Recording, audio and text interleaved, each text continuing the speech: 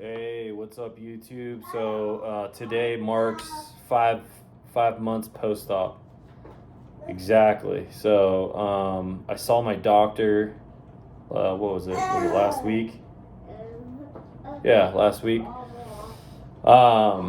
And basically he cut me loose. Doesn't want to see me again. It's good news. No, it's not a full recovery as of yet, but he cleared me to go back to work. Let's see, in basically 30 days, one more month. And he also cleared me to start working out. Told me it's up to you if you want to continue with physical therapy. I opted not to do it.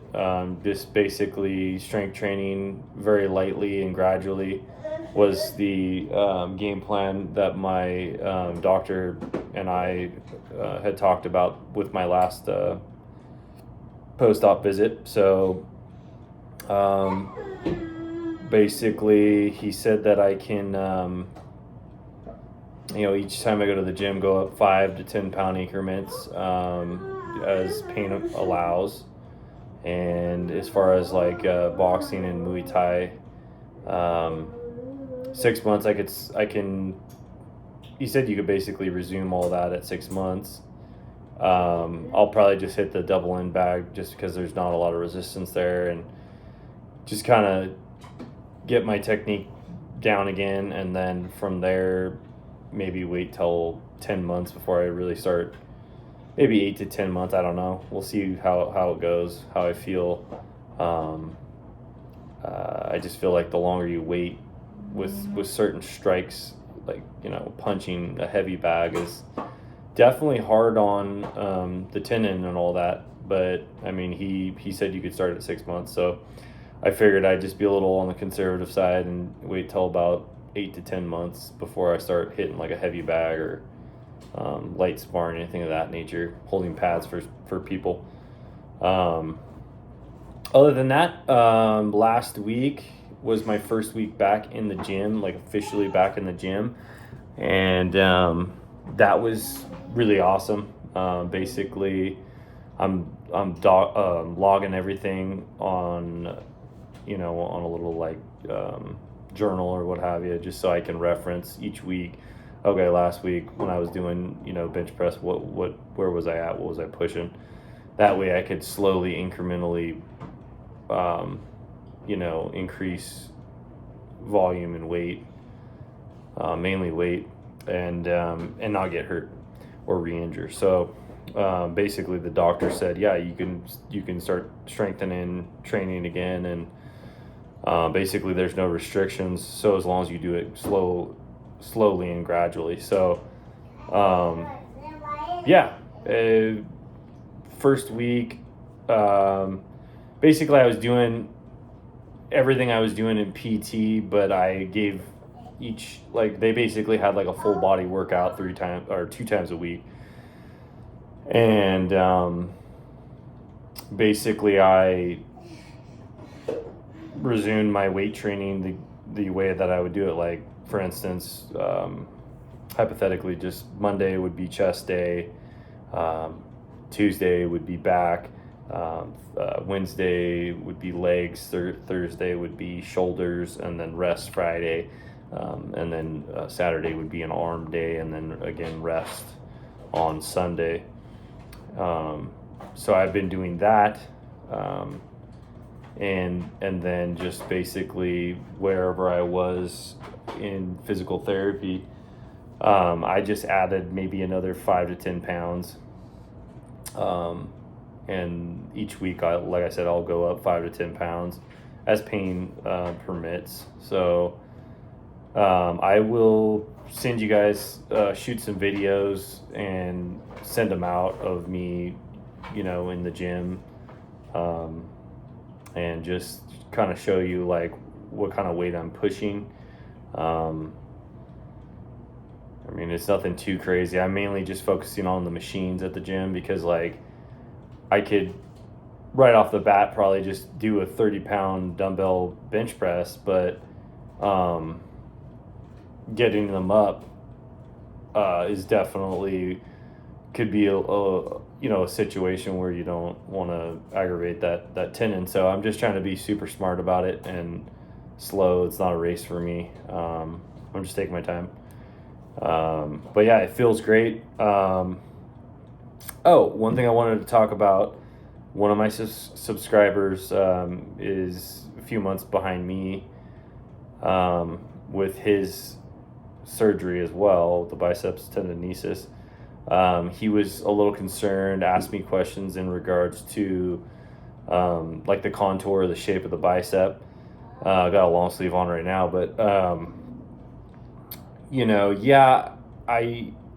I told him as well that I know, like, because he was telling me that his was a little more rounder, and it's almost like, I don't want to put words in his mouth, but I basically he thought that it looked a little deformed or a little different compared to the other one.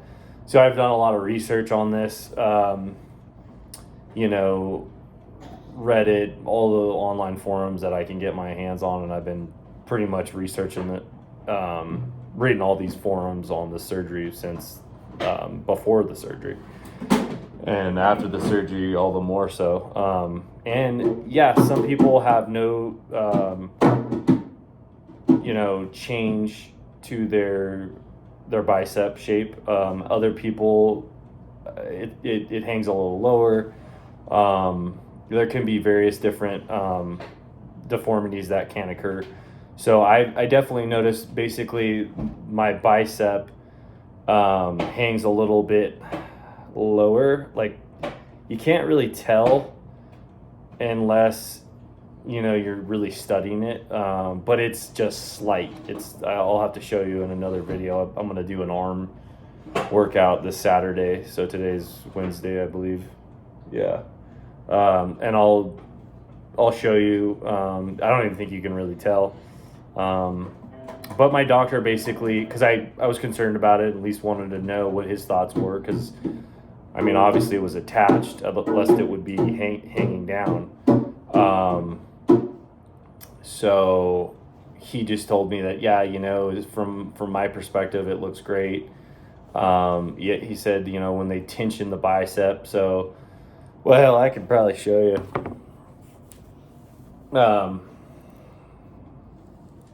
Bear with me here. Sorry about the dad bod there. It's been a while. Anyway, so when they cut, you can see the scar here.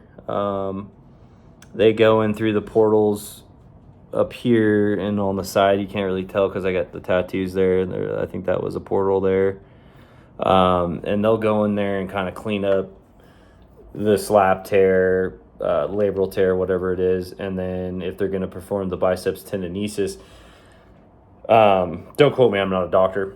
But from what I've researched is, I don't know exactly what comes first, but when they're in there up here, they're also opening this up, and they have instruments to kind of hold that portal or entry point open, and then they clamp with like surgical steel, some kind of tool, and they clamp that tendon, and then they release the tendon because it is attached to the labrum.